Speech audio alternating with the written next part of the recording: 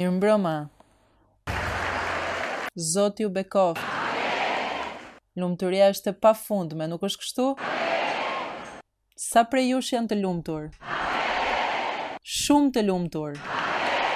Tej mase të lumtur. Një duar trokitje për Perëndin. Lavdi Perëndis ton, që na dha mundësinë e kësaj dite kaq të veçantë. Sa prej jush Perëndia e kishte paralajmëruar për këtë vizitë? I bekuar qoftë Zoti ynë. Të gjithë jemi shumë të lumtur për këtë studim biblik. Askush nuk e priste, vetëm Zoti e dinte. Dhe është Zoti ai që nxit dhe e frymëzoi në zemër motrën tonë të dashur Maria Luisa. Të lejoj që sot të jeni në mesin ton për një bekim të madh. Le të lutemi dhe t'i themi: Zoti i lavdishëm, Atë i mirë, Ti o Zoti i madh, Ti o Perëndia i fuqishëm, Ti je më i bukuri dhe i mrekullueshmi që ekziston. Ti e di o Zot se jetojmë fal Teje dhe për Ty. Ti e di o Zot se Ti je gjithçka për ne. Dhe që sot o Zot ndihemi të lumtur, të ngazëllyer nga ky bekim i madh o Perëndi. Që mund të jemi pra motrës tonë të dashur Maria Luisa në këtë studim të madh biblik. Sepse sot do të ndodhin mrekulli, do të ndodhin shenja të mbinatyrshme, vepra të jashtëzakonshme, sepse Zot, kjo është kisha jote. Kjo është kisha jote. Ky është vendi që Ti na lejon të mblidhemi. Bijt e bijat e tua o Perëndi kanë këtë etje dhe këtë uri shpirtërore për të mësuar nga fjala jote. Prandaj sot o Perëndi, në mëshirën Tënde të pafundme, të përgjërohem, të lutem që të pastrosh mendjen, të pastrosh zemrën e të gjithëve që jemi këtu të pranishëm, si dhe të atyre që janë në rrugë për të ardhur. Qof kjo ditë o Zot një fest që sot o Perëndi të derdhet fuqia e frymës së shenjtë. Qofsh Ti që na drejton, na mëson përmes motrës son të dashur Maria Luisa. Ndaj o Zot, bekoje këtë moment. Çdo gjë që bëjmë është për Ty në emër të Krishtit. Amen dhe amen. Bibla thot, le të lexojmë në Efesianëve kapitulli 5. Efesianëve kapitulli 5.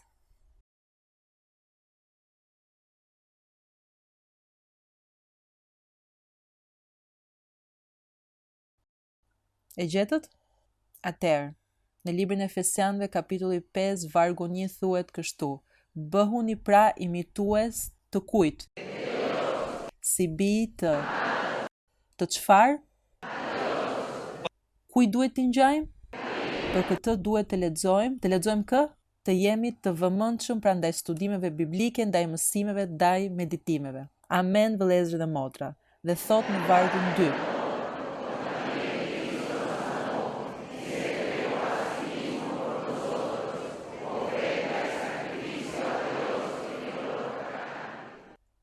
Por kurvëria dhe çdo papastërti ose lakmi as të përmenden ndër ju, ashtu siç u ka hije shenjtorëve.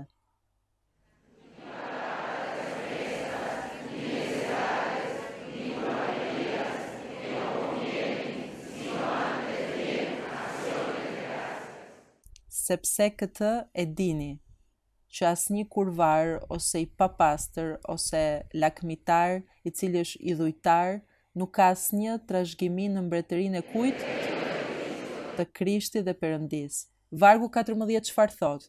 Për të cilën thot, çfarë thot Bibla për të gjithë ne, për ju që jeni të pratërinj, të posaardhur, për ju që Perëndia po ju jep mundësinë të njihni Perëndinë e gjallë, Zotin e Biblës, këtë Perëndi të plotfuqishëm, çfarë thot?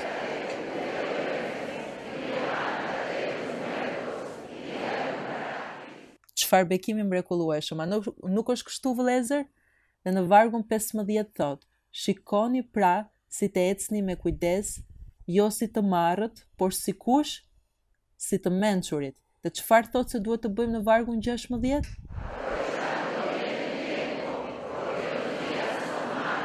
Dhe pikërisht këtë po bëjmë sot.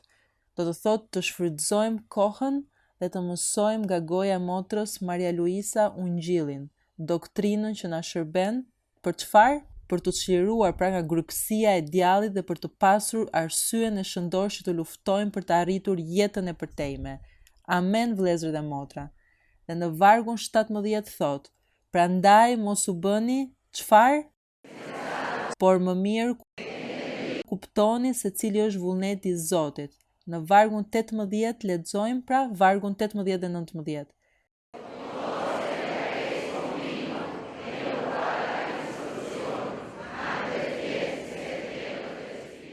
Duke i folur njëri tjetrit me psalme, himne dhe këngë, çfarë? Duke lavdëruar Zotin me zemrën tuaj, i bekuar qoftë Perëndia ynë. Mund të zini vend, vëllezër, dhe kjo është ajo që të bëjmë tani. Do të këndoj himnin numër 222. O Krishti im, është imi, është i secilit prej jush.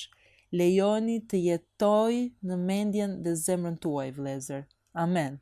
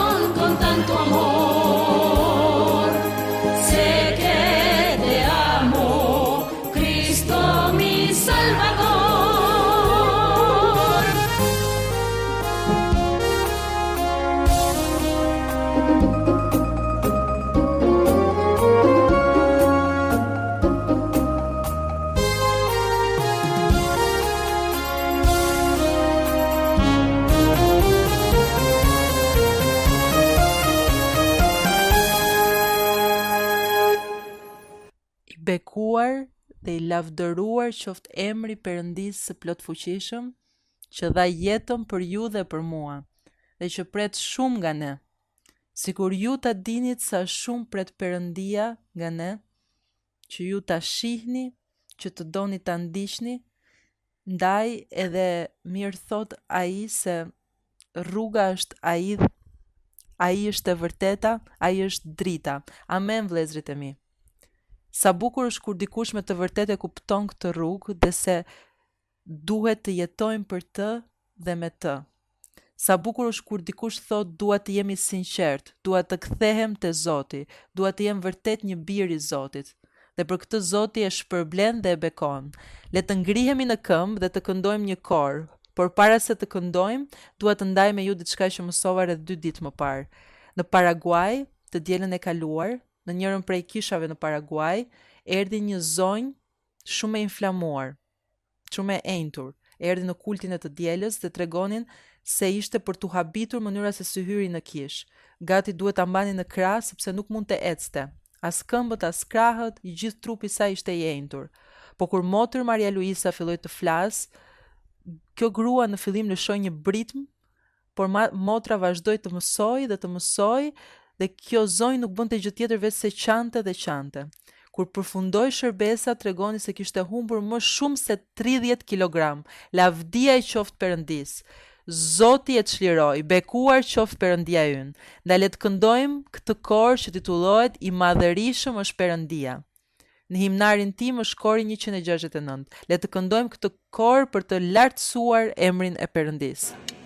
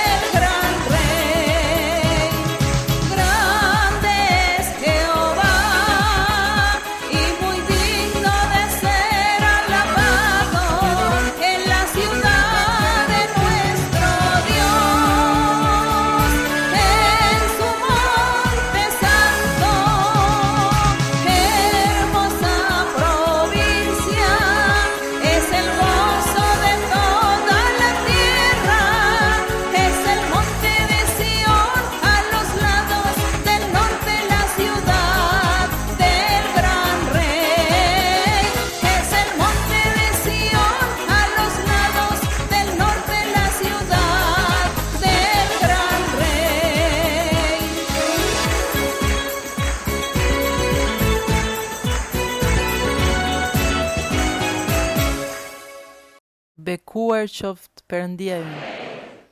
Dhe tani erdhi momenti shumë pritur. Bekimi I madh për Fontibonin dhe për të gjithë botën. Ju duam në Zot, motër Maria Luisa. Mirë se erdhët.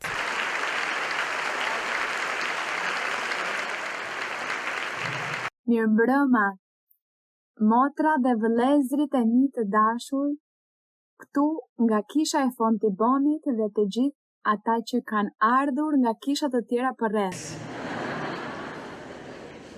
Një përshëndetje shumë të veçantë për të gjithë ju vëllezrit e mi të dashur. Nuk e dini ju sa trishtim ndjej, sa nostalgji kam sepse tani nuk mund të vizitoj më kishat, nuk mund të shkoj në të gjitha kishat si më parë, dhe është e pamundur, I te I kalon fuqit njerëzore. të vizitosh të gjitha kishat, është e pamundur. Dhe vite më parë u thoja vëllezërve atje në kishën e Las Ferias në Kolumbi, kur ishte tempulli i vjetër, unë u thoja që me kalimin e kohës ju nuk do të më shihni më personalisht, por në video. E thash ashtu si me shaka, por ja që po përmbushet sepse kështu është.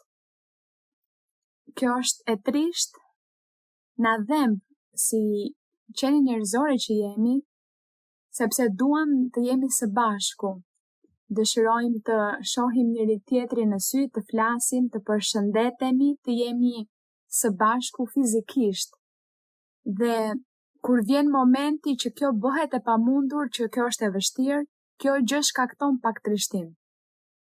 Por po, mua gjithmonë më ka trishtuar shumë fakti që nuk mund të jem më me vëllezërit dhe motrat si diku 20 apo 25 vite më parë, kur shkoja në të gjitha kishat duke i vizituar kishat një nga një. Në atë kohë kishte pak kisha, shumë pak, por tani është e vështirë. Kështu që kur njerëzit më dërgojnë përshëndetjen nga ndonjë kishë dhe më thonë se më presin t'i vizitoj, tani sikur nuk më pëlqen shumë që të ma bëjnë këtë ftesë, sepse them me vetë është e pamundur. Kjo është e pamundur. Por mirë. Vëllezër dhe motra, Perëndia ne na bashkon përmes frymës së tij. Perëndia na bashkon përmes doktrinës së tij, mund të uleni. Përmes doktrinës së tij ne jemi të bashkuar së bashku dhe apostulli Pale tha po ashtu dikur, në një nga letrat e tij i thoshte njërës prej kishave, unë nuk jam i pranishëm fizikisht, por fryma ime është aty me ju. Kështu që edhe unë ju them të njëjtën gjë, vëllezër dhe motra.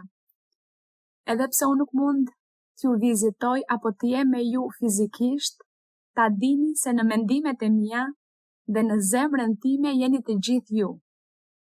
Dhe se gjithmonë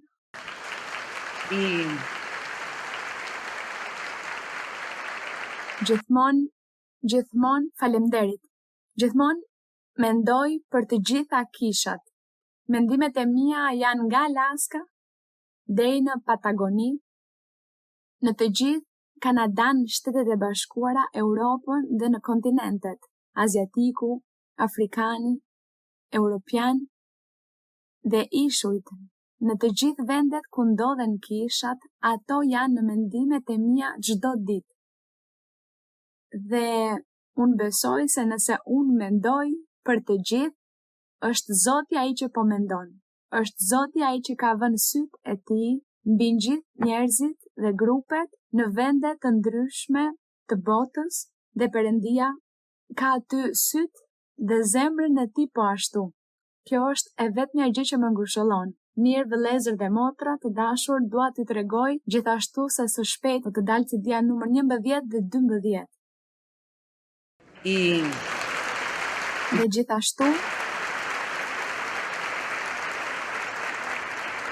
gjithashtu është një CD me kore që ende nuk e kam regjistruar, incizuar, por tani më është planifikuar.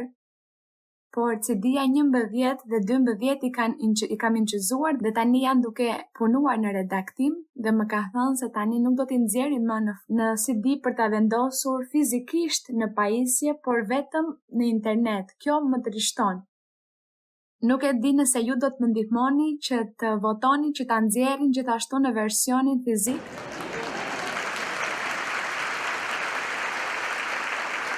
Që të nxjerrin edhe CD-n fizike, sepse e di që ka shumë persona, sidomos të moshuarit, të rriturit, në moshë ashtu si unë, që kemi ende pajisjet e vjetra dhe vendosim CD-t. Unë i vendos CD-t, i vendos për të dëgjuar himnet dhe koret, sepse më pëlqen shumë të dëgjoj himnet dhe koret.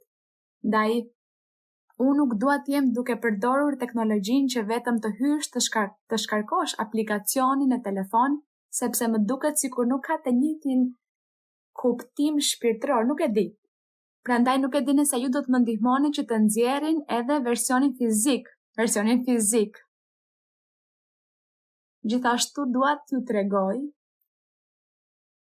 se kam vënë re se në kishë vëllezërit, motrat nuk i din himnet, nuk e din muzikën, melodin. Dhe as pastorët, këtë u a them si sekret. Pastorët i vura disa pastorë që të këndonin himnet dhe nuk e dinin melodin. I vura të këndonin koret dhe nuk e din melodin. Përse? Sepse janë mësuar, si pastorët ashtu edhe besimtarët në kishë janë mësuar që dëgjojnë pistën muzikore, apo duke qenë se vendosin pistën, atëherë u ndjek pistën. Por sikur ta dinit sa interesante është të mësosh melodin e himneve dhe koreve, dhe ti këndosh Zotit kështu a kapela, pa muzik, sikur ta dinit sa shumë Perëndia bekon dhe ati i pëlqen që ne ti këndojmë. Prandaj është shumë e nevojshme të mësoni melodin dhe pse jo, edhe të mësoni tekstin e koreve dhe të himneve. Ne gjejmë kohën kur i lutemi Zotit, gjejmë pa kohë për të kënduar himnin pa muzikë. Dhe të dim ta këndojmë mirë. Unë e di që Zoti shpërblen atë që bëhet me zemër, por është shumë e bukur që të mësohet edhe melodia.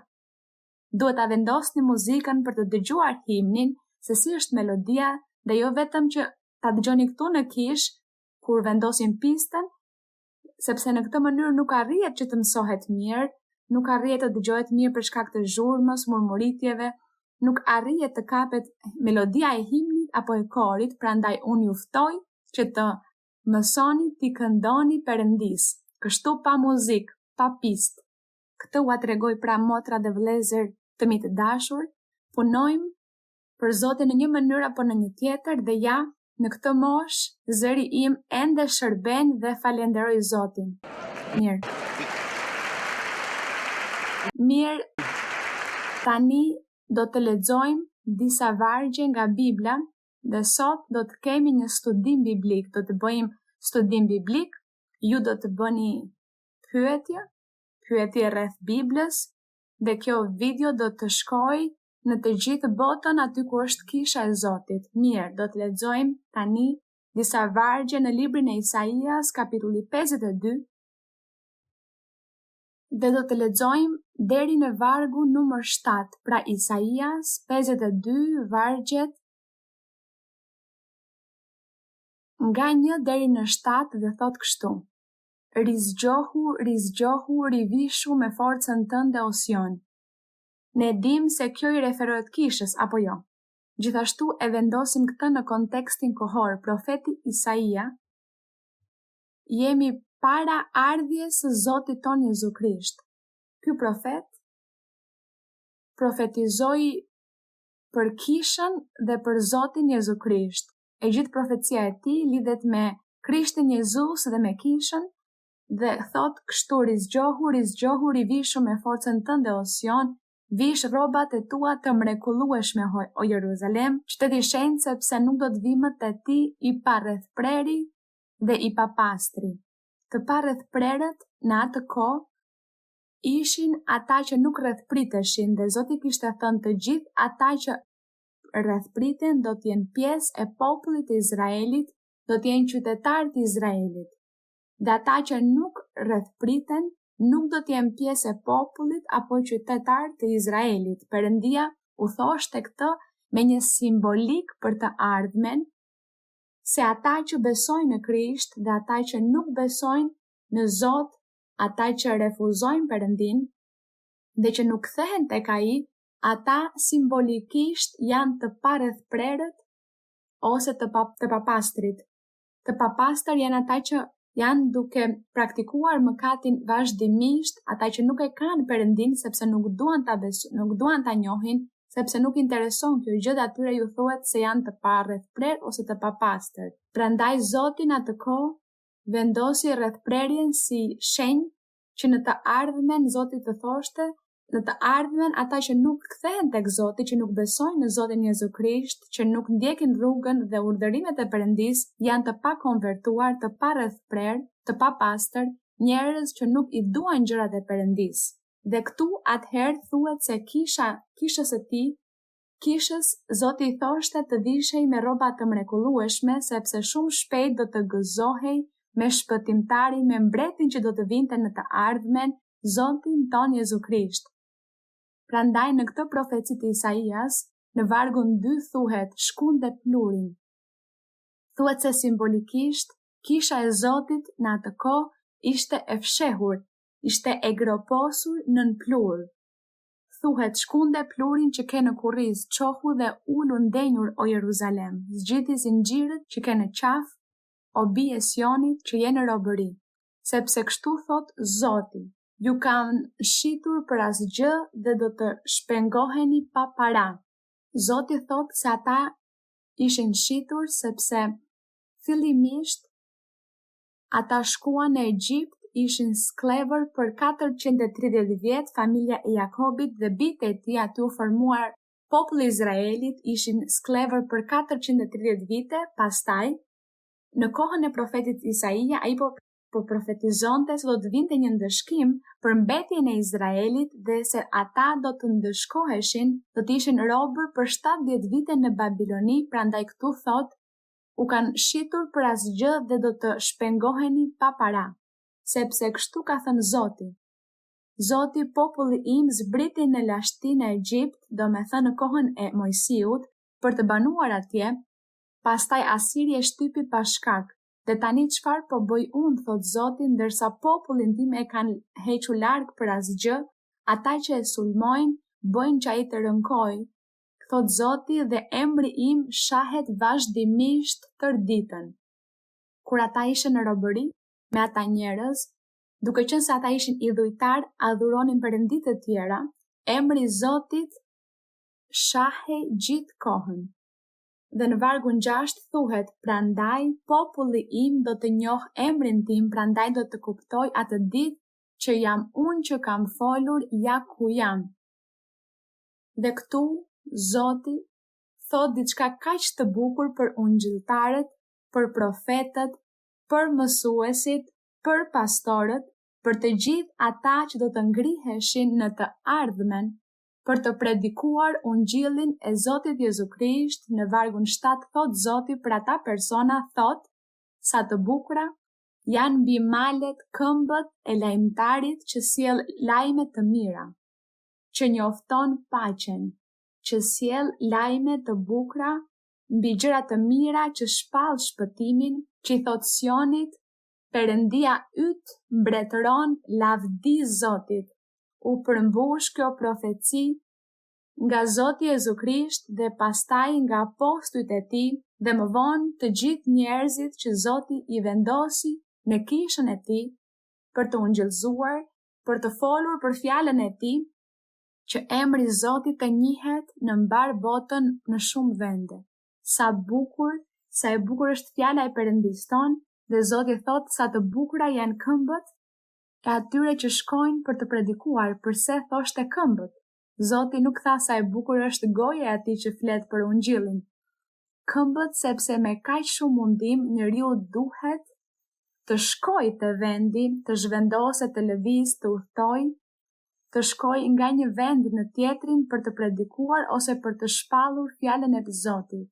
Prandaj falenderojmë Perëndin ton, sepse të gjithë ne këtu besoj se jemi të përfshirë në këtë premtim të mrekullueshëm, në një mënyrë apo në një tjetër, Zoti na përdor për të ungjillzuar, që njerëzit të njohin fjalën e Zotit apo jo. Kështu që falenderojmë Perëndin ton për këtë. Dhe kështu pa marrë më shumë kohë, do të fillojmë këtu studimin biblik me pyetjet. Le të fillojmë. Po. Motër Maria Luisa, mirëmbrëma, Zoti ju bekoft. Jemi shumë të lumtur, ne vëllezërit e Fontibonit ju mirëpresim. Ashtu siç ju e thoni shpesh, se është e vështirë për të vizituar kishat fizikisht, por Zoti na e kishte premtuar në mënyrë të vazhdueshme ardhjen tuaj, dhe disa vëllezër thonin se motra do të vijë shpejt. por ajo vetë gjithashtu thotë se është e vështirë, por le të presim në premtimet e Perëndis. Dhe sot Zoti vërtet u kujtua për ne, motër. Në Bibël përmendet se kisha transformohet nga lavdia në lavdi, kurse për ne, motër, është nga një stupdim biblik në tjetrin. Dhe ju falenderojmë, motër, që na dhat këtë mundësi kaq të madhe. Mirë, faleminderit. Zoti ju bekoft. Pyetja ime, motër, gjendet në librin e Predikuesit, kapitulli 7. Në këtë kapitull shpjegon kontrastin midis mençurisë dhe mendjelehtësisë.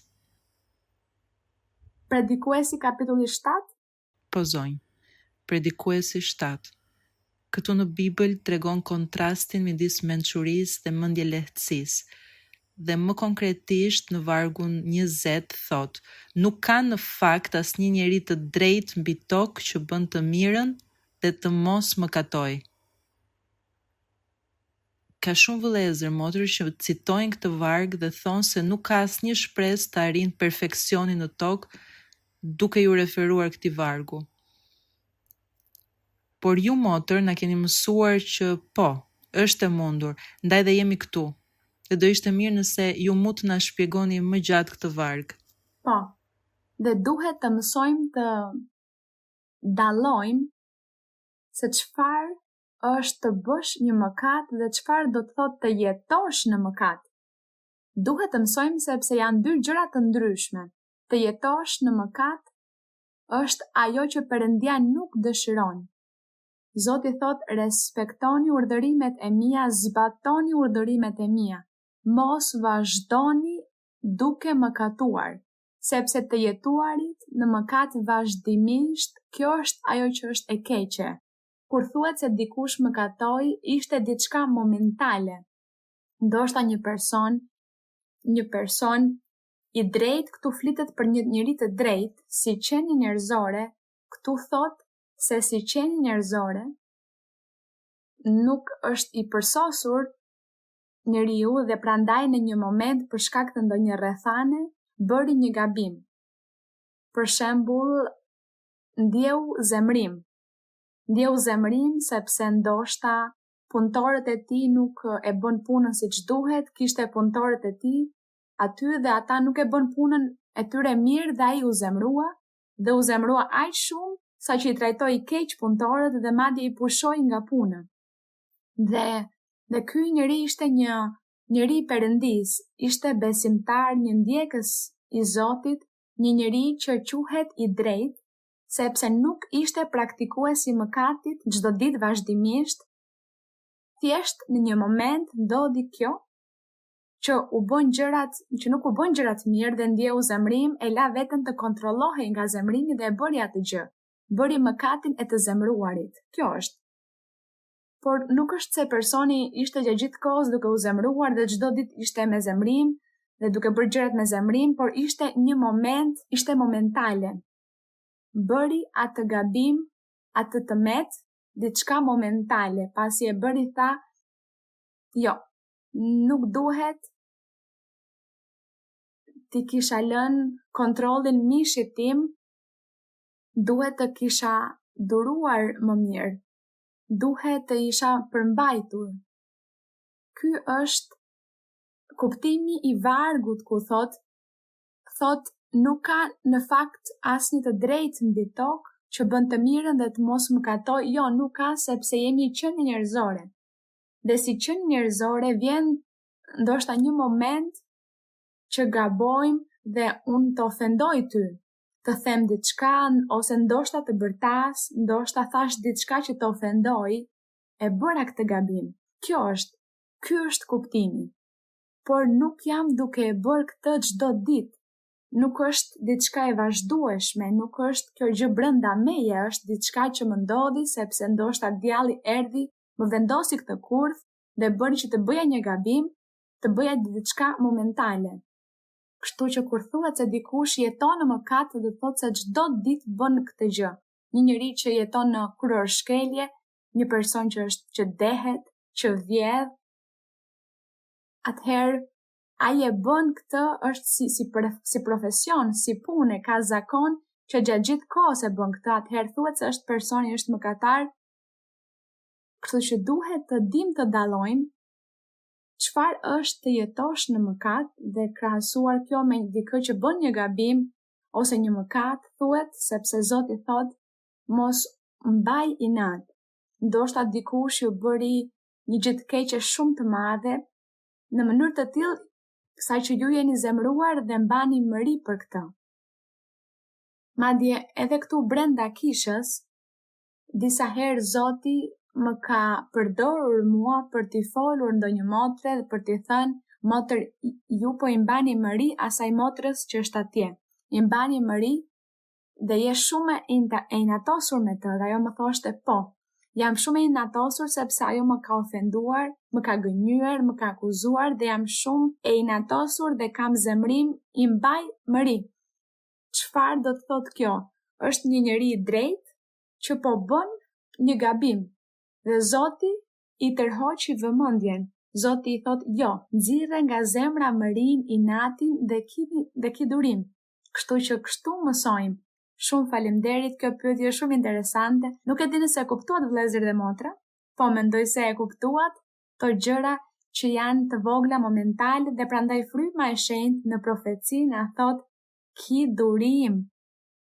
Sepse kur nuk kemi durim, dëshpërohemi, zemrohemi dhe bëjmë gjëra që nuk janë të mira në sytë e Perëndis. Dhe kjo quhet çfarë? Të mëkatosh. Të mëkatosh mirë. E kuptuam. Vazhdojmë më tutje. Motër Maria Luisa, mirëmbrëma.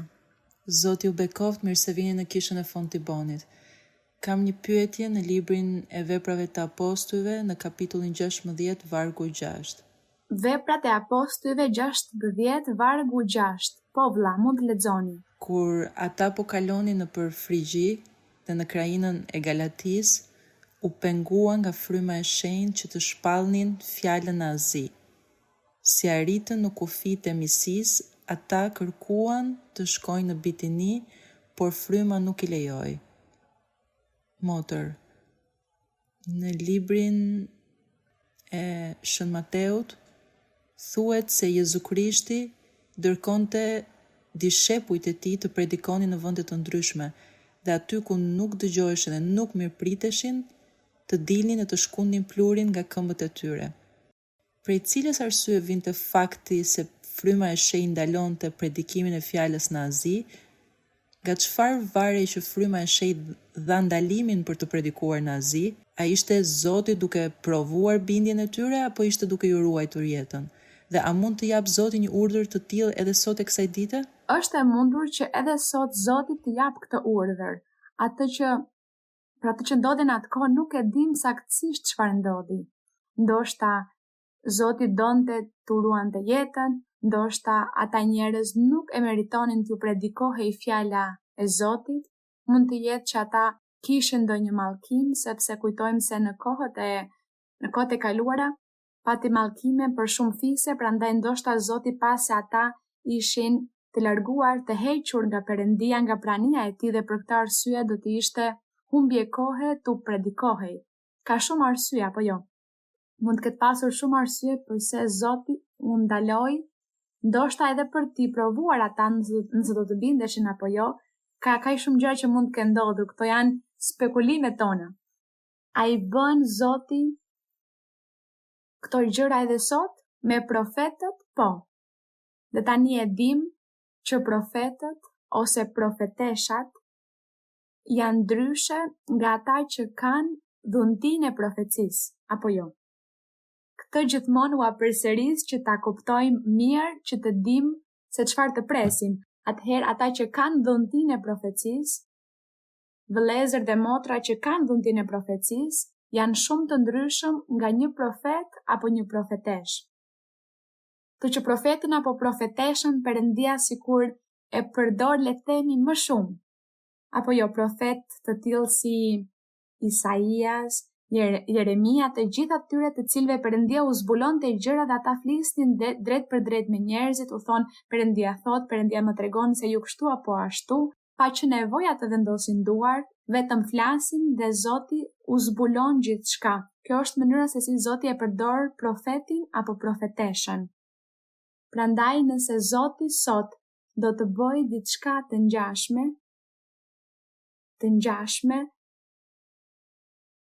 ai mund ta bëj. Unë kam dëshmi, por nuk mund t'i ndaj gjithmonë me kishën, sepse ka shumë njerëz të dobët në besim, në njohuri, që nuk do t'i kuptojnë dhe më pas i përdorin këto gjëra për t'ua thënë profeci njerëzve. Prandaj preferoj t'i mbaj për vete. Por vëlla, nëse ju pyesni, nëse sot Perëndia i bën këto gjëra, po i bën. Dhe Zoti ai më ka përdorur në mënyra të ngjashme dhe e kam bërë. Perëndia më ka thënë shumë gjëra dhe kam parë të bëhen realitet përmbushja e urdhrave të Perëndisë dhe kam parë se gjithçka ka qenë e vërtet. Kështu që Perëndia e bën këtë.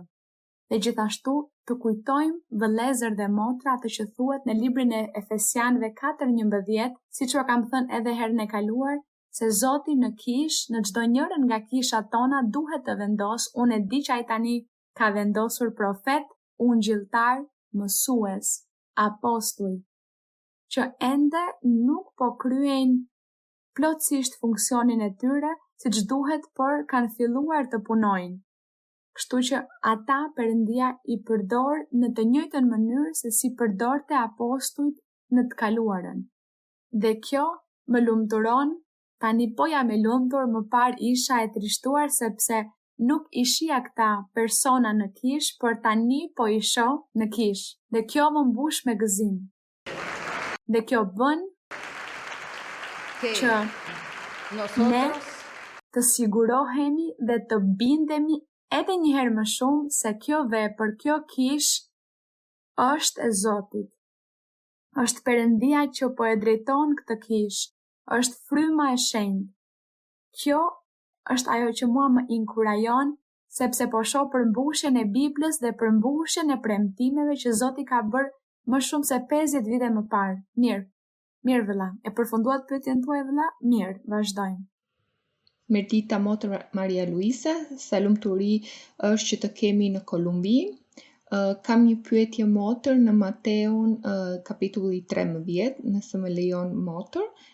Po motër, në librin e Mateut?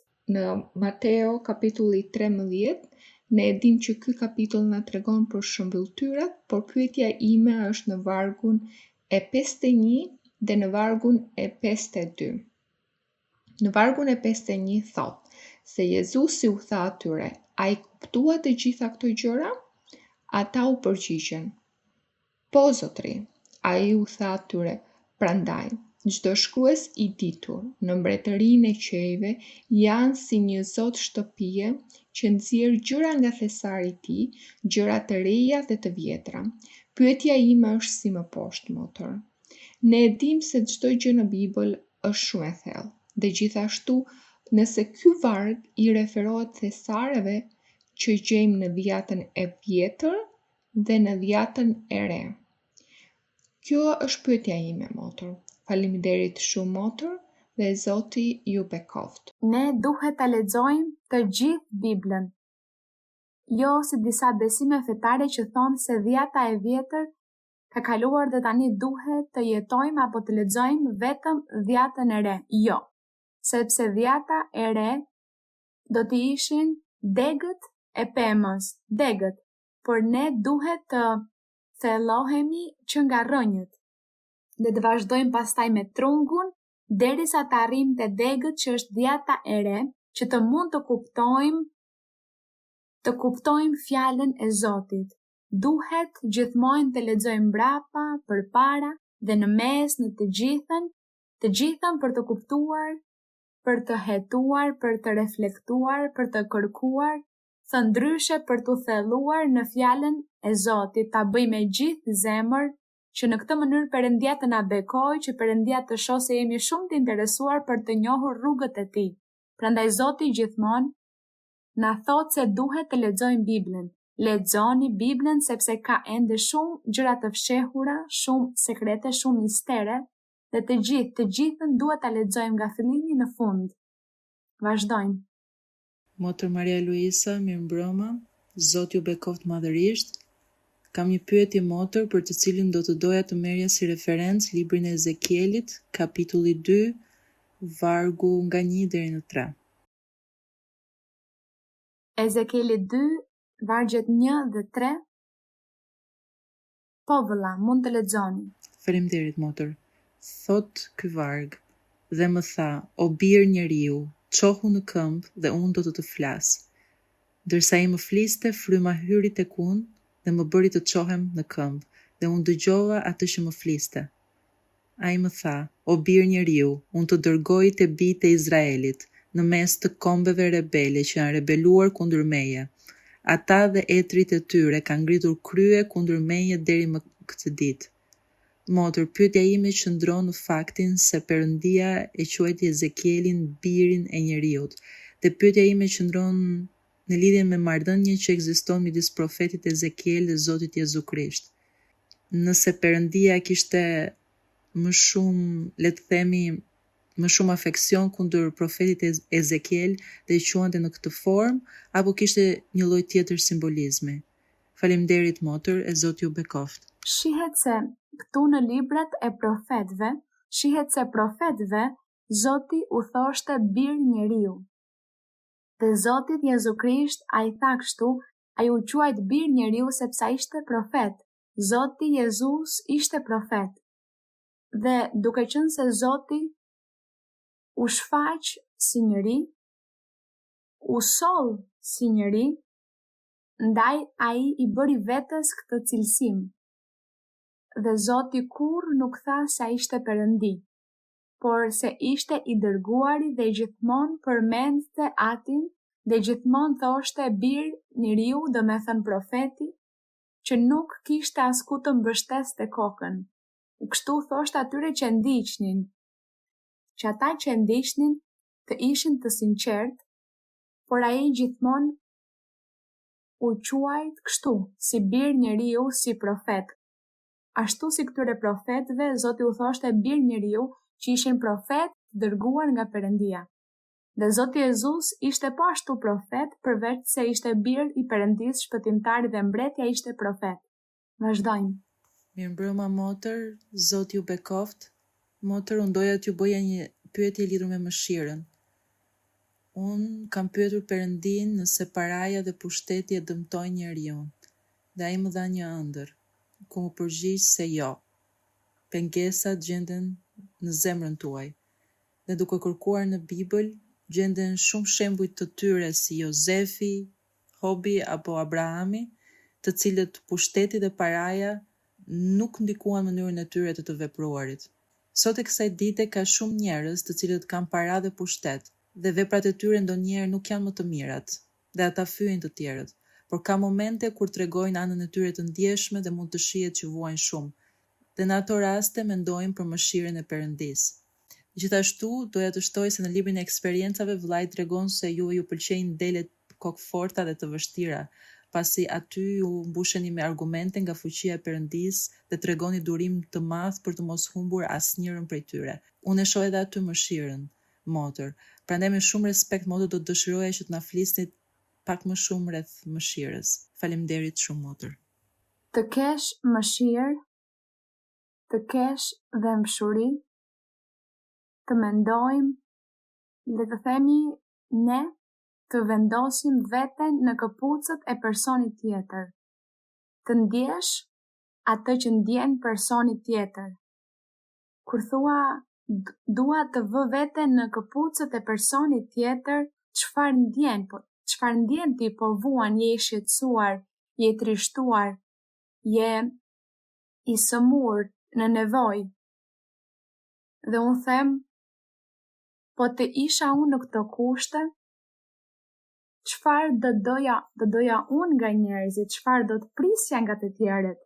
Pres që të tjerët të më ndihmojnë, të më ngushëllojnë, të më shtrinë dorën, të më ndihmojnë me një fjalë inkurajuese apo jo. Kjo është ajo që njeriu pret apo jo. Kjo është të vësh veten në këpucët e personit tjetër. Kur dikush bën këtë, kjo është të kesh mëshirë. Sepse duhet të mendojmë, personi po vuan, ndjen dhimbje, trishtim, i mungon diçka themelore. Kështu që nëse unë do të isha çfarë do të bëja unë, atëherë ai person pret nga unë më të mirën, mëshirën. Prandaj thuhet se Zoti pati shumë mëshirë sepse ne, njerëzimi, ishim të vdekur në mëkat, duke jetuar në mëkat vazhdimisht dhe ishim të vdekur për Perëndin. Por Perëndia në mëshirën e tij tha, unë do të kem mëshirë për të gjithë këta njerëz dhe do t'u jap një rrugë shpëtimi. Do t'u dërgoj Mesian, që ai t'i shpëtoj, që ai t'i kujdes, t'i ruaj, t'i mbroj, t'i pri, që t'u jap lumturinë. Dhe kjo që bëri Perëndia është një shembull që ne po ashtu ta bëjmë për njëri tjetrin. Kështu që mëshira është kjo, të kesh dëmshuri dhe të ndjesh dhimbjen e tjetrit, dhe nëse tjetri vuan, edhe unë duhet të vuaj për dhimbjen e tij, nëse ai është i lumtur dhe unë jam e lumtur për lumturinë e tij. Pra unë gëzohem sepse ti je i lumtur, por trishtohem nëse ti je i trishtuar. Përse je i trishtuar për këtë apo për atë arsye, edhe unë do t'i lutem Perëndis që të ketë mëshirë dhe të ndihmoj sepse kjo më trishton. Kjo është mëshira motër. Pra ne, duke qenë se çdo ditë kërkojmë se si t'i pëlqejmë Perëndis, ne jemi të vëmendshëm ndaj gjithë këtyre gjërave. Në dashuri, mëshira, durimi, mirëdashja, toleranca, respekti për njerëzit, sepse çdo person është një botë ndryshe, pra ne jemi të gjithë këtu dhe për të jetuar bashkë në harmoni duhet të kemi Perëndin në zemër dhe shumë durim me njëri tjetrin, shumë dashuri, tolerancë dhe po ashtu sepse ka shumë që kanë defekte, të tjerët kanë shumë cilësi të mira, virtyte, disa kanë pak defekte, kështu që duhet të kemi durim dhe të tolerojmë njëri tjetrin dhe të lutemi për njëri tjetrin dhe të respektojmë njëri tjetrin dhe të vlerësojmë dhe të ndihmojmë njëri tjetrin. Për shembull, këtu në kish, vëllezërit dhe motrat që profetizojnë bëhen si nënat dhe baballar për besimtarët. Duhet të jenë zgjuar, të jenë të vëmendshëm ndaj njerëzve, në vend që t'ju bërtasin njerëzve, në vend që t'i qortojnë, t'i përulin duke ju thënë për shembull ju mos ulni këtu, uluni në fund, pse jeni të ulur në bankën e parë, ju nuk meritoni të jeni këtu, ose nuk e përshëndet personin, ose e ofendon. Jo, kjo është mungesë mëshire.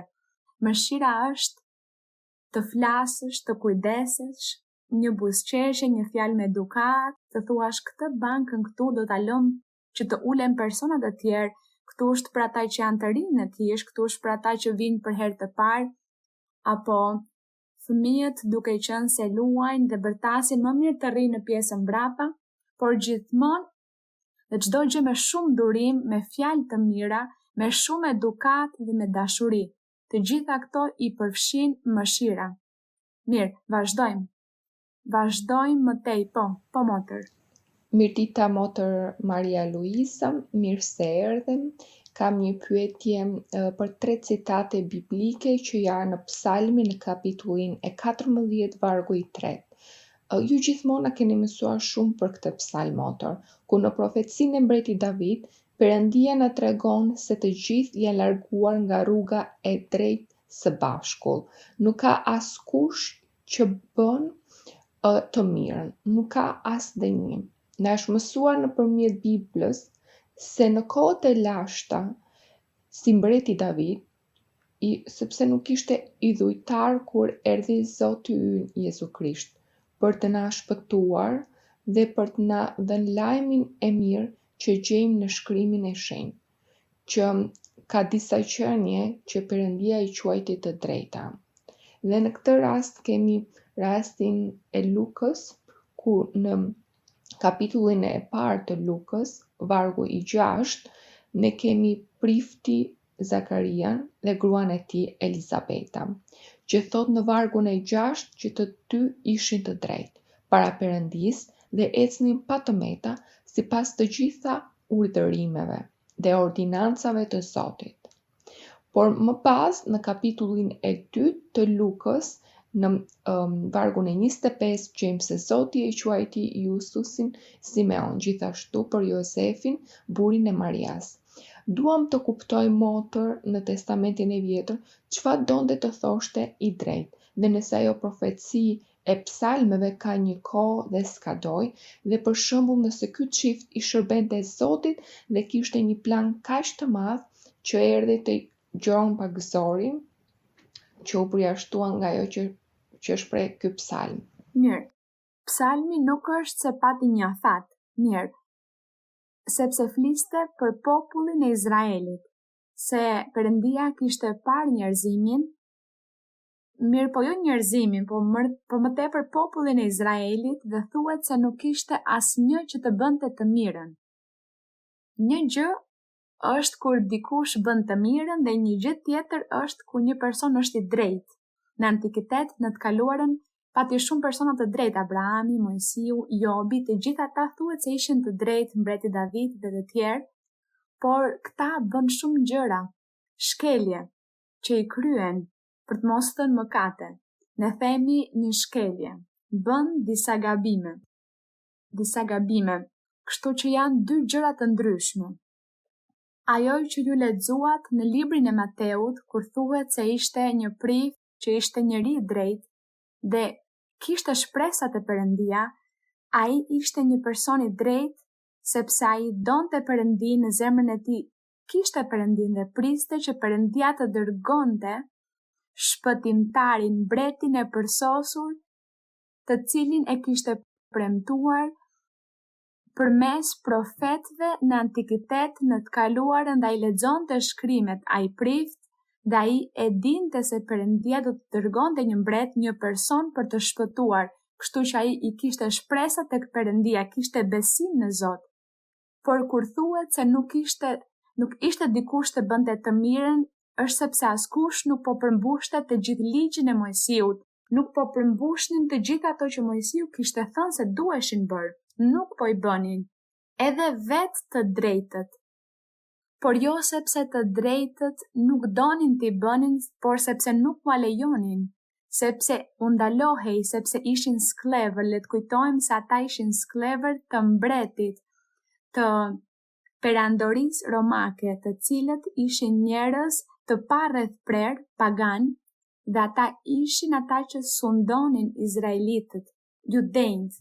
Pra i mbanin atje si të burgosur, si sklever, si robër në një farë mënyre, por të drejtët ishin aty të fshehur në shtëpitë e tyre, duke pritur mëshirën e Perëndisë, bekimin e Perëndisë, por ata nuk mundin të përmbushnin, të zbatonin ligjin e Mojsiut dhe po shkelnin po ashtu ligjin e Mojsiut. E shikoni, kjo ishte. Thotë, të gjithë kanë devijuar, Zoti shikon nga qielli bijtë e njerëzve për të parë nëse ndonjëri prej tyre ka arsye të kërkon Perëndin. Të gjithë kanë devijuar, janë korruptuar, asnjë nuk bën të mirën, as edhe një. Por Perëndia kishte edhe mbetjen e tij, dhe ajo mbetje ishte grupi që besonte dhe shpresonin tek Perëndia, edhe pse nuk po përmbushnin të gjitha urdhërimet. Kjo është. Por ata në zemrat e tyre, aty ishte Perëndia. Kjo është ajo që ndodhi në atë kohë, që në dukje duket kontradiktore, sepse thuhet se ishin të drejtë dhe pastaj Zoti thotë se nuk ishte asnjë që të bënte të mirën. Kjo ndodhi sepse i ndalonin dhe nuk u lejonin të bënin gjërat që duheshin bërë për Perëndin, për t'i pëlqyer Perëndisë, por jo sepse nuk ishin vullnet, dëshirë, por sepse nuk mund t'i bënin. Ky është ndryshimi pra midis njeriut, atij njeriu të drejtë për të cilin flitet në librin e Mateut, të cilit Zoti i dha mundësinë të shihte Zotin, të shihte Gjonin. A nuk ishte babai i Gjonit? Mendoj se ishte babai i Gjon Pagzorit. Kjo ishte, mirë. Vazhdojmë. Dhe motër, duket që ju lexoni Biblën, vazhdoni ecni përpara sepse Zoti do t'ju jap shumë dhunti frymërore. Si. Vazhdojmë. Mirëmbrëma, motër Maria Luisa. Kam një pyetje në lidhje me një varg të Biblës, motër, në librin e 2 të Mbretërve, kapitulli 3, vargu 15. Thuhet: por tani më sillni një muzikant. Por ndodhi që ndërsa muzikanti i binte harpës, dora e Zotit u ndodh mbi Eliseun. Dhe në librin e parë të Kronikave, në kapitullin 25, vargu 1, thotë: Pastaj Davidi dhe komandantët e ushtrisë shkëputën nga shërbimi disa nga bijtë e Asafit, të Hemanit dhe të Jeduthnit, që të këndonin me frymëzim, me qeste, me harpa dhe me cembal. Pyetja ime motër është nëse ju mund të na mësoni, pasi duket sikur për të profetizuar profetët e antikitetit përdorin njërin prej instrumenteve muzikor. Dhe nëse ju lutem mund të na flisni më shumë rreth kësaj, dhe nëse sot e kësaj dite mund të ndodh kjo në një prej profetëve të Perëndisë, dhe se çfarë lidhje ka midis instrumenteve muzikor dhe profetëve ose profecisë? Mirë, jo çdo herë, jo. Nuk është se në atë kohë profetët për të dhënë profeci kishin nevojë për instrumenta muzikor, jo. Thjesht, këto ishin disa momente, disa raste, sepse profeti, si për kapriço, donte kështu, sepse këtu ishte ai përpara një mbreti. Eliseu ishte këtu dhe thuhet se mbreti i Izraelit ishte me mbretin e Izraelit dhe ata njerëz i trajtonin aq keq, i përulnin dhe ai nuk do të profetizonte aq thjesht, jo. Të thoshte unë do t'ju profetizoj kështu kaq thjesht, jo. Duhej që t'ju kushtonte pak, kështu që më sillni një muzikant. Dhe për të sjellë një muzikant duhej kohë apo jo? S'është se muzikanti ishte atje pas derës duke pritur. Kjo bëhej thjesht për t'i treguar mbretit se ai nuk duhet që të përulte njerëzit, sepse ashtu donte dhe të përulte profetin. Kështu që ai deshi, kështu tha, më sillni një muzikant, ai mund t'ja jepte profecin pa muzikë, por ai tha, ma sillni. Por e bëri këtë, si një mënyrë për të bërë që ai të bënte diçka, një punë. Gjithashtu në rastin për shembull e Saulit, kur thuhet se Davidi i binte harpës dhe kishte frymra të liga që e shqetësonin mbretin Saul, dhe Davidi i binte harpës dhe frymrat e liga largoheshin. I gjithë ky ishte vullneti i Perëndis, Perëndia donte që ai të kishte pak paqe, pak qetësi duke dëgjuar muzikën.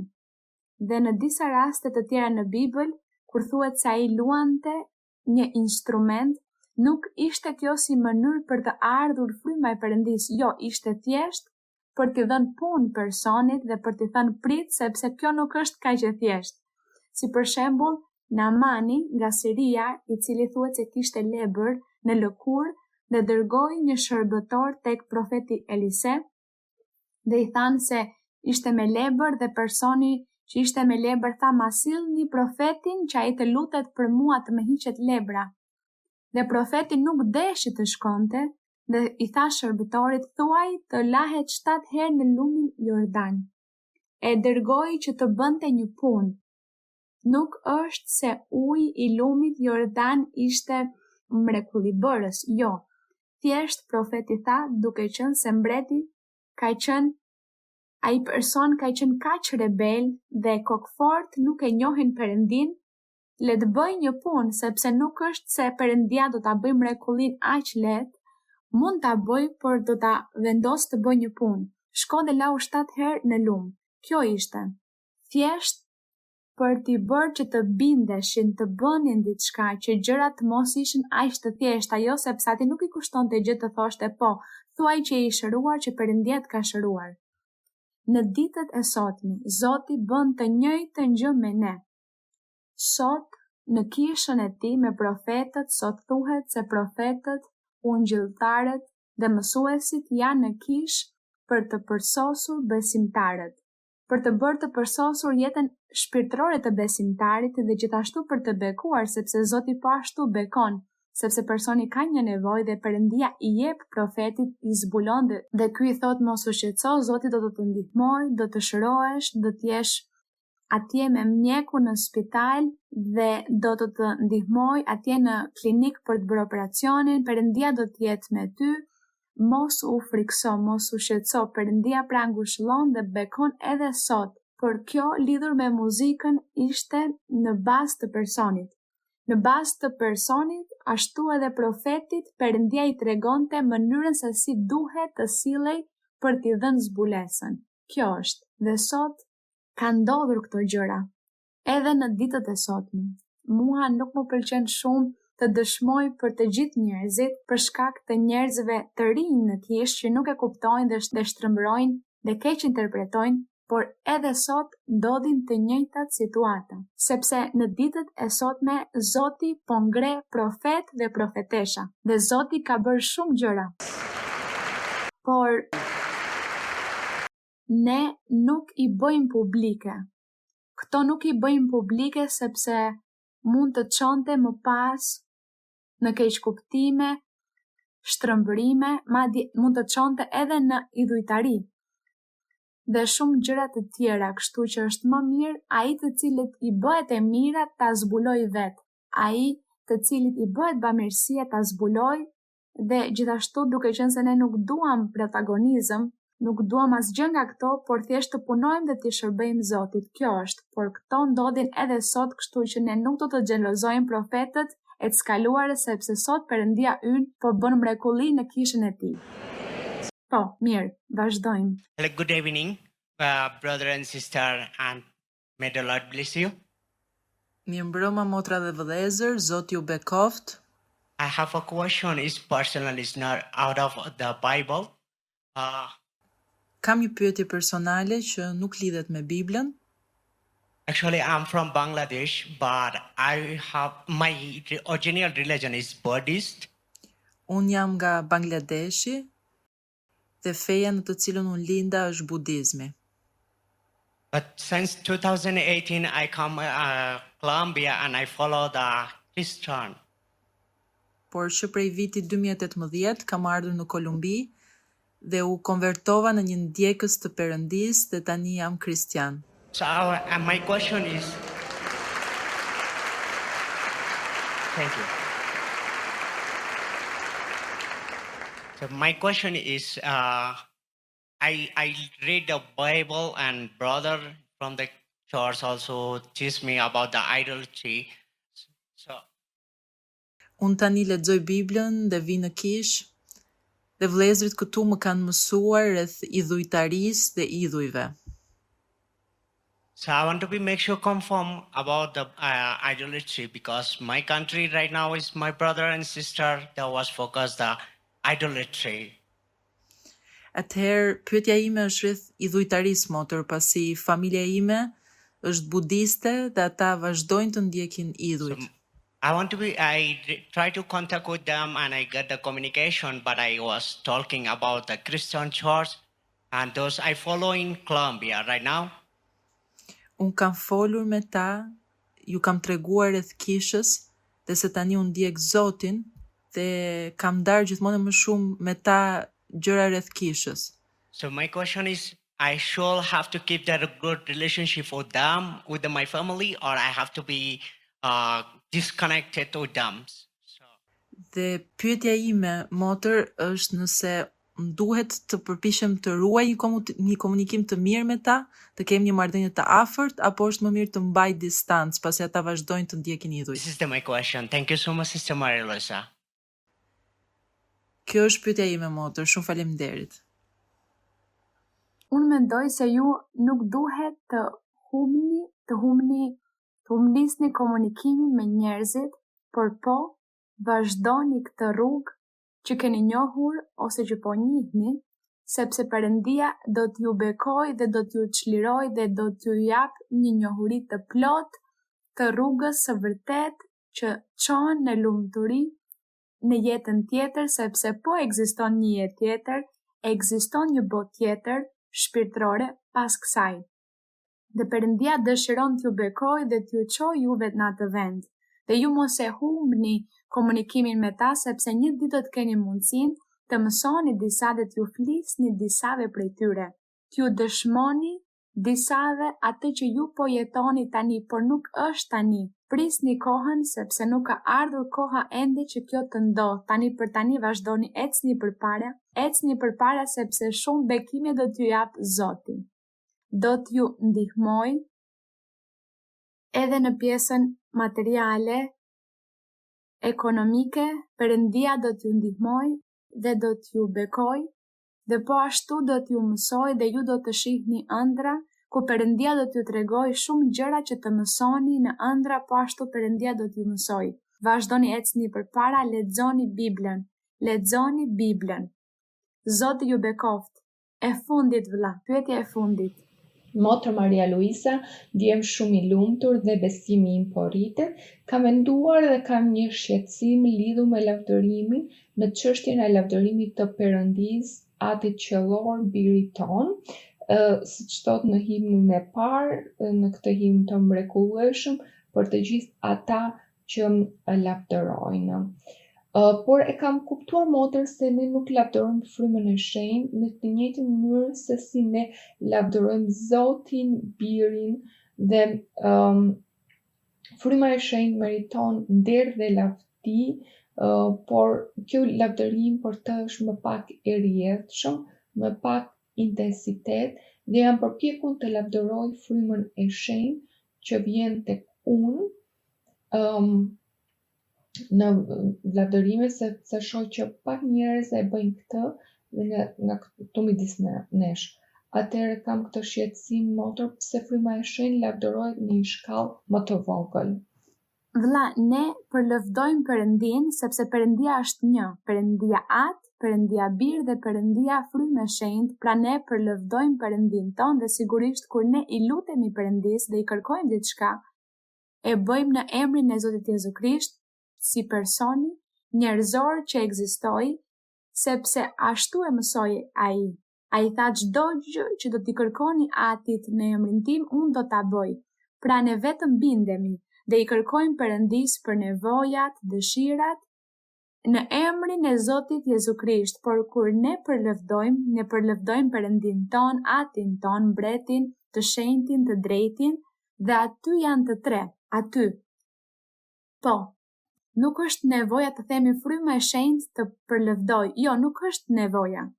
Vetëm Zot, ti je krijuesi, ti na ke bërë me dorën tënde, ti je i drejti, ti je bariu i mirë, mësuesi ynë hynor, mbreti ynë, kjo është.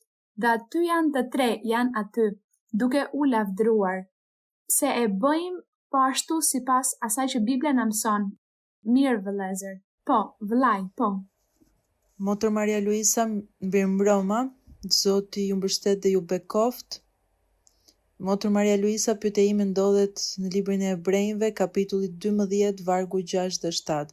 Motër, por ju lutem... Libri i Hebrejve 12, cili varg? Motër Maria Luisa, ndërsa po meditoja në dashurinë e Zotit, gjeta këto dy vargje. Sepse këtu thot se Zoti na do dhe na disiplinon. Dhe kjo ndodh sepse ai na shet secilin prej nesh si të rëndësishëm për të. Motër, unë kam shumë kohë që jam në kish, Zoti më dha përvoja shumë të bukura përmes jush. Ai më mësoi në ëndra se kush jeni ju për të. Më lejoi përjetime shumë të mrekullueshme. Por unë nisa ta merja jetën në kish si diçka të zakonshme, gati të rëndomt, unë vija, i shërbeja Zotit dhe kaq, dhe rash në një verbëri shpirtërore. Motër, bëja shumë gabime, dhe siç keni thënë ju, duhet i lutemi Zotit që dora e tij të mos rëndoj mbi ne. Pra ndëshkimi i Zotit, motër, dhe nuk më vjen turp të pranoj se Zoti më ndëshkoi dhe se humba gjithçka, motër. Dhe siç thuhet në vargun 7, kush duron disiplinën, Zoti i trajton si bij. Motër, unë e them me gjithë zemër dhe Zoti këtë e di, se unë kur nuk mendova të largohem nga kisha. Pasi i thash Zot, ti një ditë më nxore nga një vend shumë i errët. Mund të jem duke kaluar momente të vështira për Perëndi, dhe në u bëft ose jo, Zot, ti e di se çfarë kam në zemrën time atë, sepse Zoti nëpërmjet jush, motër, na mëson se ai është një Perëndi i mundësive. Dhe ai në një profeci më tha, mos më kërko më falje, sepse të kam falur tani më. Dhe ai më fali sepse ai dinte gabimet që unë kisha bërë. Motër, kjo pyetje shkon për ata të cilët i shërbejnë atij në kish. Kur të tjerët mësojnë se dikush ka bërë një gabim, shpesh bëjnë gjykatës, bëjnë prokuror. Unë njoh raste kur disa persona për shkak se nuk ju dha vendi që Zoti do të donte për ta, vendosin të largoheshin nga kisha. Po ka edhe nga ata që janë të guximshëm dhe e përballojnë. Dhe ju folët motër për mëshirën. Nganjëherë ne harrojmë motër që kur dikush bie në mëkat, por janë një Zotit, e pranon fajin dhe dëshirojnë të vijen në kishë, sepse duan të ndjejnë atë rifreskim shpirtëror. Unë e di motër që Zoti përmes jush na mëson se një nga cilësitë tuaja është që nuk i jepni rëndësi thashethemeve të njerëzve. Por ndonjëherë motër kam medituar me Zotin për këtë dhe kur lexova këtë varg i thash Zot, shiko për shembull bijën tënde që është shembulli që ti na le për të na treguar se po, është e mundur të lësh mëkatin, materializmin, prirjet mëkatare dhe të jesh dritë e shembull për të tjerët. Dhe unë i thash Perëndis, shiko Zot, shumë herë njerëzit na bëjnë të ndihen keq dhe kjo na lëndon. Kjo është pyetja ime motër, si mund të bëjmë të kuptojnë njerëzve se Zoti përmes jush dhe në këto 50 vite, ashtu si në dhjetën e vjetër dhe përmes birit të tij Jezu Krisht, na thot mos gjykoni që të mos gjykoheni. Perëndia nuk e thot fjalë për fjalë kështu, por ne e dim që të gjithë kemi mëkate. Kjo është pyetja ime motër. Mirë vëlla.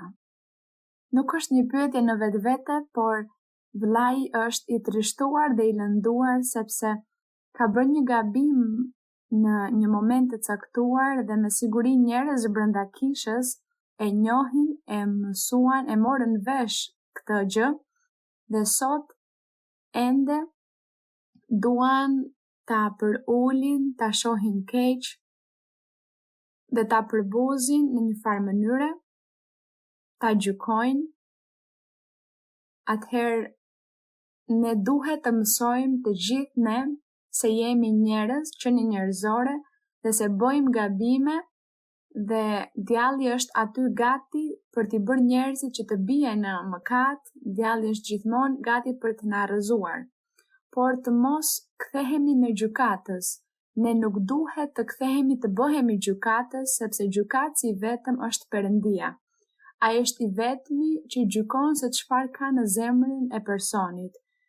Atëherë për këtë arsye, ju thea në fillim se duhet të jemi të kujdesshëm dhe të trajtojmë njerëzit me dashuri, me respekt, me edukat, të mos kemi anësi me njerëzit, të mos mendojmë se me që dikush ka bërë dikur diçka atëherë ende po e bën, sepse për këtë Zoti Jezu Krisht do të na thoshte mirë, pastrohu ti i pari, shiko çfarë ke ti brenda që të gjykosh personin tjetër.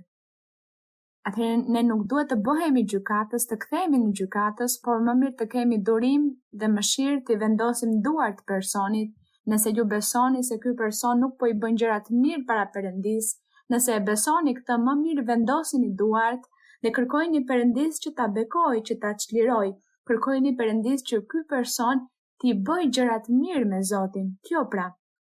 Por kur ne e bëjmë këtë është sepse ne jemi për vete mirë, se konsiderojmë se po jetojmë një jetë të drejtë dhe se kemi autoritetin për të shkuar dhe për të vendosur duart, për të qortuar dhe për t'i thonë Zotit, ta çliroj, ta ndihmoj, t'i bëj gjëra të mirë. Kështu që duhet të jemi të sinqert. Të sinqert duhet të jemi. Nëse kemi dobësi, gabime, nëse kemi akoma krenari, sepse krenaria është një defekt i madh.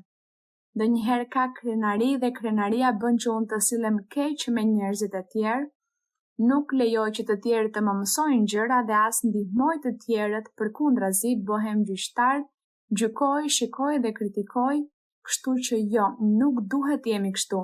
Duhet të jemi të sinqertë, të drejtë, të mëshirshëm, të ndihmojmë personat nëse personi vjen në kish është sepse po lufton për të ndjekur rrugën e Zotit. Më keq është ta shohim aty jashtë në botë duke bërë gjëra të këqija, kështu që çdo person që vjen këtu duhet ta presim me përzemërsi sepse themi se ky person po përpiqet të kërkojë rrugën e Perëndis. Kjo është.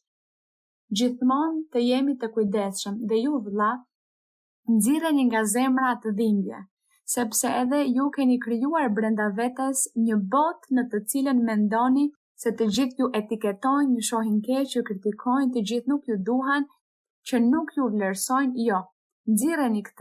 Nxirreni këtë nga zemra dhe çlirohuni nga këto gjëra dhe mos I mendoni më këto dhe kur vini këtu ejani me mendimin për të përlëvduar Perëndin, për të kërkuar Perëndin, për të marrë gjërat shpirtërore, shqetësohuni për pasjen e gjërave shpirtërore dhe do të shihni se si jeta juaj do të ndryshojë dhe mos u shqetësoni, tregohuni I dëruar me njerëzit, tregohuni I dëruar me të tjerët sepse nëse ju shihni se dikush ju shikon në mënyrë të pakëndshme dhe ju thoni po më diskriminon, po më gjykon, ndoshta ju gaboheni sepse ndoshta ai person ka frymra të liga dhe janë frymrat ato që shfaqen dhe jo personi, ndërsa ju jeni ai që vuan këtë pjesë, e vuani shqetësimin e atë çast. Atëherë ju vëlla, po ashtu duhet të bëni pjesën tuaj dhe të harroni të gjitha këto dhe mos ejani këtu duke menduar, unë do të hyj në kishë, do të shikoj se kush më shikon, a do të më lejojnë të ulem këtu apo do të më ndalojnë, jo vëlla.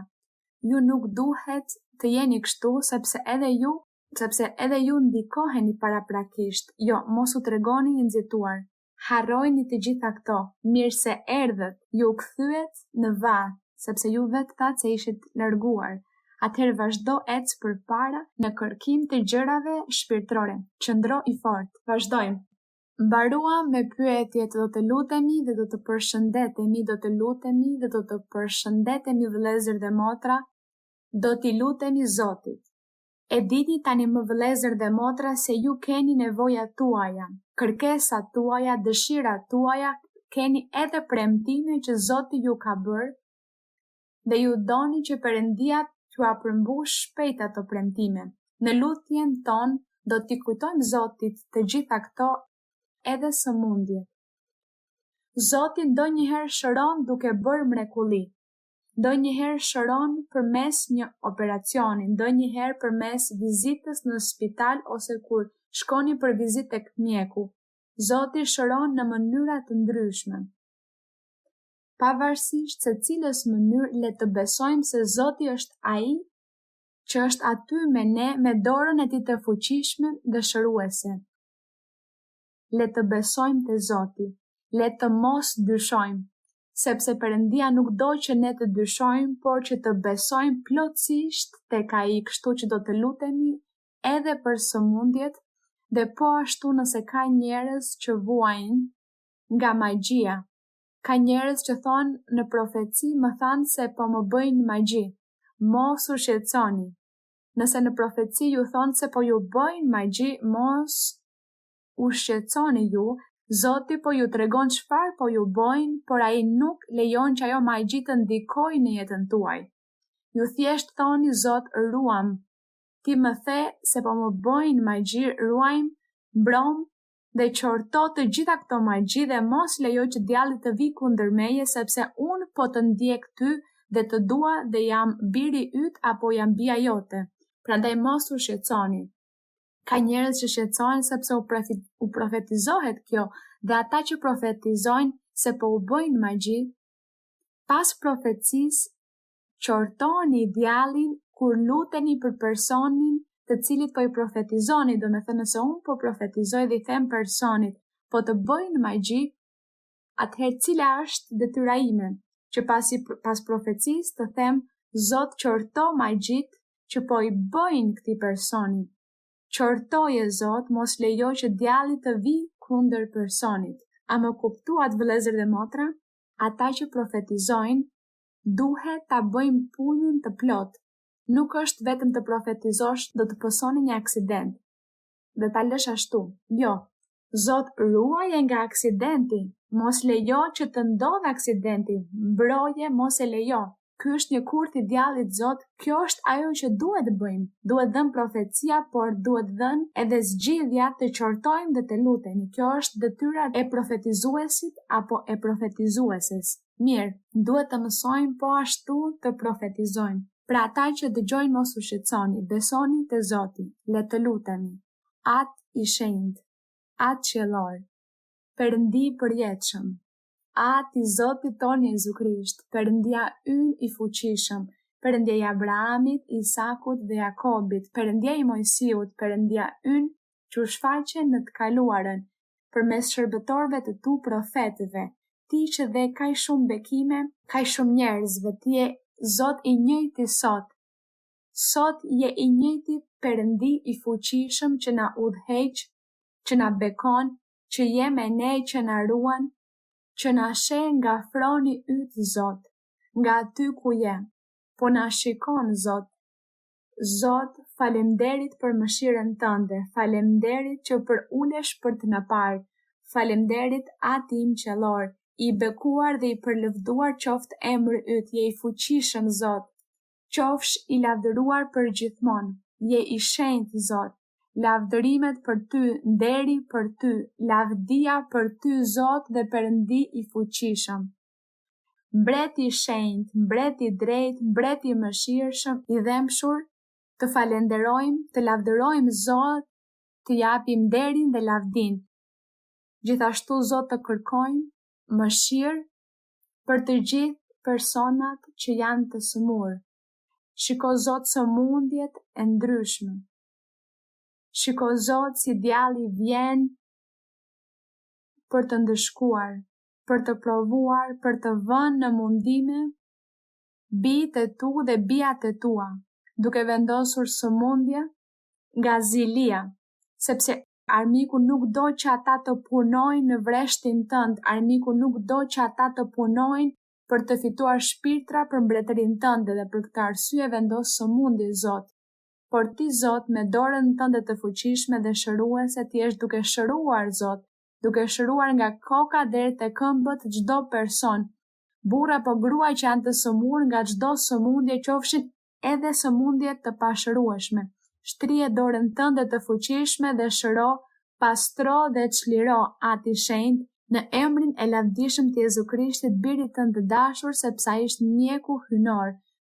Bekuar qoftë Zoti, gjithashtu të kërkoj, Zot, të shtrish dorën tënde dhe të çlirosh, të qortosh frymrat e ndyra, magjit, mallkimet. Qorto, Zot, ruaj të tut, ata që të ndjekin, ata që besojnë tek ti, ata që i kanë shpresat tek ti, ruaj dhe mbroj, Zot. Qorto armikun, Zoti im, dhe pastro gjithsecilin dhe çliro. Beko, Zot, të moshuarit, fëmijët, rinin, ata që vijnë në kish, ruaj të rinjt dhe mbroj nga këto rrugët e rrezikshme që ekzistojnë në këto kohë, Zot. Me shkencën, me teknologjinë, ka rrezik. Për këtë të lutem, të kërkoj, Zot, të kesh mëshirë për të gjithë bijtë e tu, Zoti im. Faleminderit Ati im, në emrin e birit tënd Jezu Krisht, të kërkojmë të gjitha këto gjëra, Zoti im. Të lavdërojmë dhe të japim nderin, lavdin dhe lëvdimet, për të qoftë nderi, lavdia dhe përlëvdimi për gjithmonë. Na ndihmo, Zot, që të ndjekim rrugët e tua, të përlëvdojmë dhe të bekojmë, të nderojmë me gjithë zemër dhe me gjithë qenien tonë. Toma por favor mi mano, Señor, contigo quiero ir, con sangre aquí pagaste por mí, te quiero hoy servir, anhelo poder lo malo vencer y en santidad vivir. Toma